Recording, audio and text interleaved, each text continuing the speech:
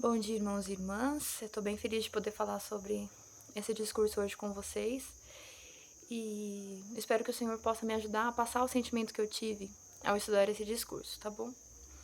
Eu vou falar um pouquinho sobre o discurso da irmã Jean Bebingo.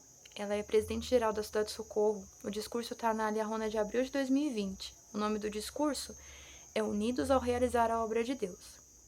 Em uma parte do discurso, ela fala assim: a maneira mais eficiente de atingirmos nosso potencial divino é trabalharmos juntos, abençoados pelo poder e autoridade do sacerdócio.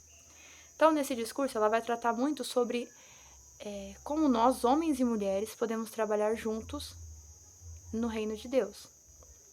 Como, através do sacerdócio de Cristo, através da autoridade desse sacerdócio, homens e mulheres juntos podem trabalhar. Então, ela começa falando sobre Adão e Eva, né? Quando eles viveram num lugar bonito, sem problemas, num lugar paradisíaco. E de repente veio a queda. De repente não, né? Com a decisão que eles tomaram, veio a queda. E aí eles tiveram que aprender a trabalhar juntos, a se tornarem unidos, a realizarem os propósitos que eles tinham com Deus e nesse mundo diferente, com todos os outros desafios que esse mundo trouxe.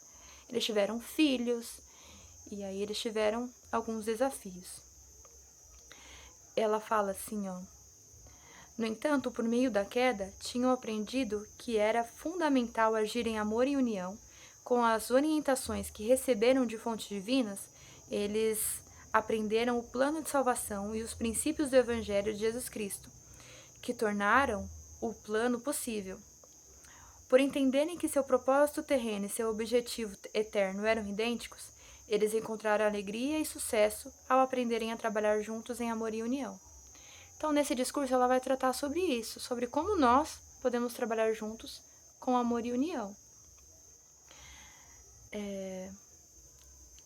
Ela conta mais pra frente sobre...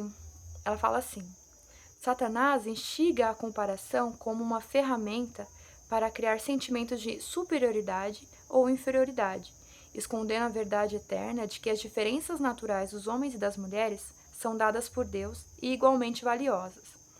Ele tentou depreciar as contribuições das mulheres, tanto para a sociedade quanto para a família, desse modo diminuindo sua edificante influência para o bem.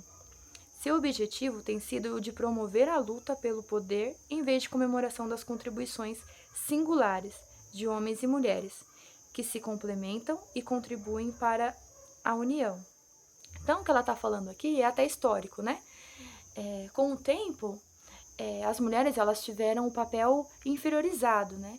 As qualidades divinas que as mulheres têm, elas foram esquecidas.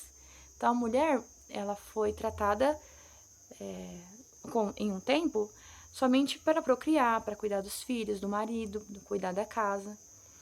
E isso não deixa de ser importante, porém não são as únicas qualidades que a mulher tinha, né, que a mulher tem.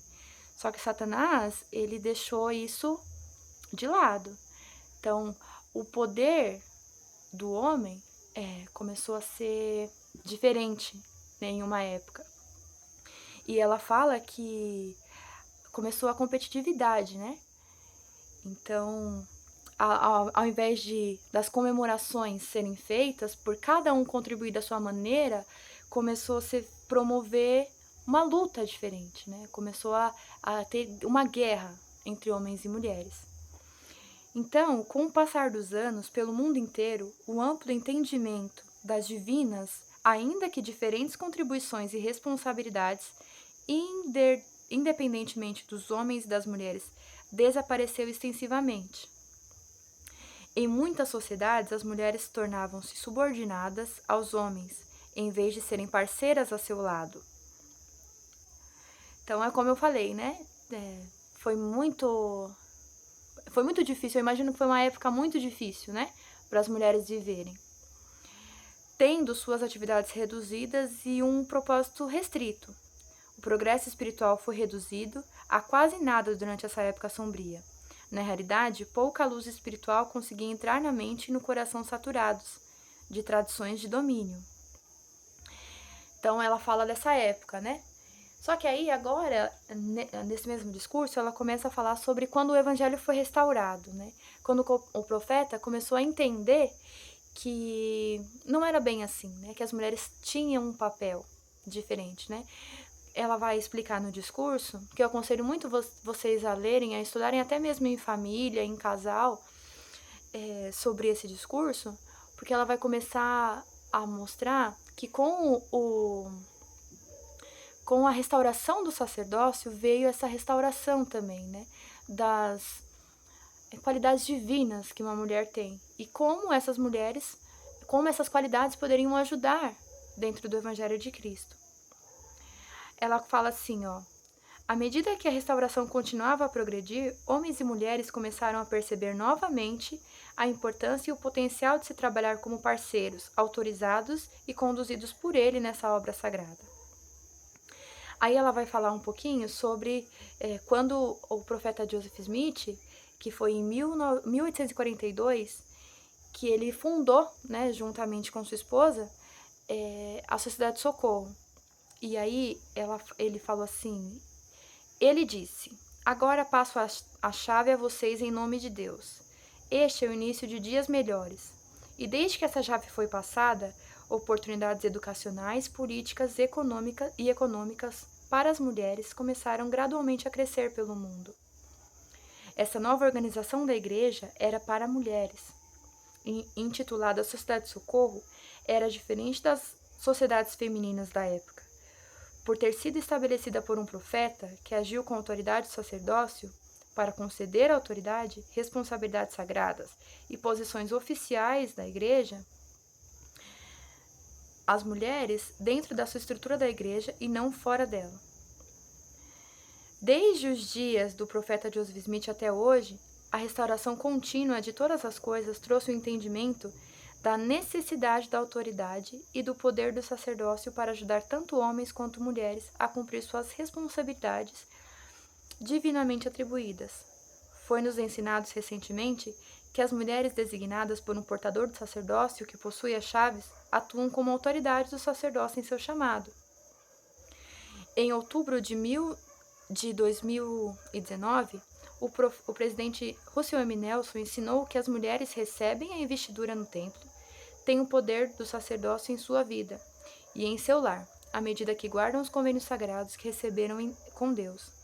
Ele explicou que os céus estão abertos tanto para mulheres que são investidas com o poder de Deus, que emana de seus convênios sagrados, do sacerdócio, quanto para os homens que portam o sacerdócio. E ele incentivou cada irmã liberalmente a invocar o poder do Salvador, a fim de ajudar sua família e outras pessoas que a amam. E é bem interessante essa parte, né? E bem forte, né? E no próximo parágrafo, ela faz algumas perguntas que eu fiquei me perguntando também depois. Então, eu vou ler pausadamente e queria que vocês ponderassem também. Então, o que isso significa para você e para mim? Como o fato de entender sobre a autoridade e o poder do sacerdócio muda a nossa vida? Um dos segredos é entender que quando mulheres e homens trabalham juntos, realizam muito mais do que trabalhando separadamente.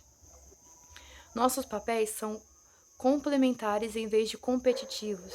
Apesar de as mulheres não serem ordenadas a um ofício do sacerdócio, como ressaltado anteriormente, elas são abençoadas com o poder do sacerdócio à medida que guardam seus convênios e atuam com a autoridade do sacerdócio que são designadas para um chamado. Então, que oportunidade, né, que nós temos de saber dessas coisas. Que bênção é entender que eu não tenho o sacerdócio, um ofício no sacerdócio, mas eu posso agir por meio dele, dentro do meu chamado, para ajudar pessoas que eu amo.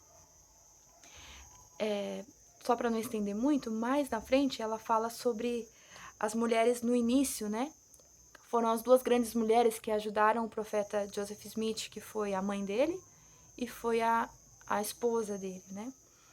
Então ela fala assim: tal como Emma, Lucy e Joseph, somos mais eficientes quando estamos dispostos a aprender um com o outro e quando estamos unidos em nosso objetivo de nos tornar discípulos de Jesus Cristo e ajudar outras pessoas ao longo do caminho.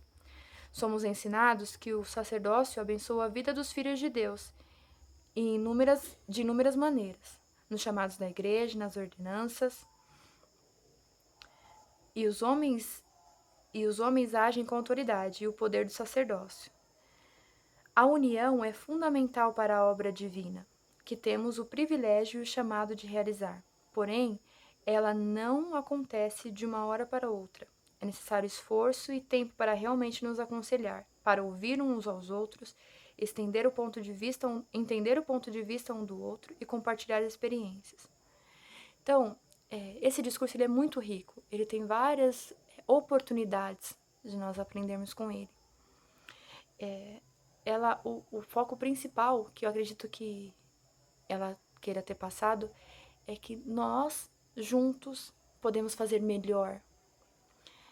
Nós juntos, homens e mulheres, podemos fazer muito melhor a obra de Deus, podemos ajudar muito mais pessoas.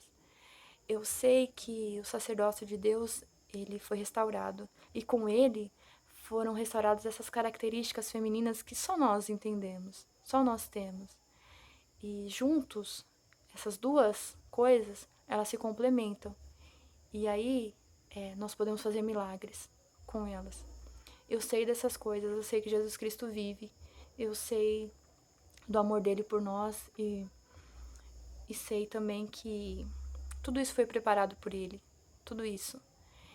E eu deixo esse discurso, esse testemunho em nome de Jesus Cristo. Amém.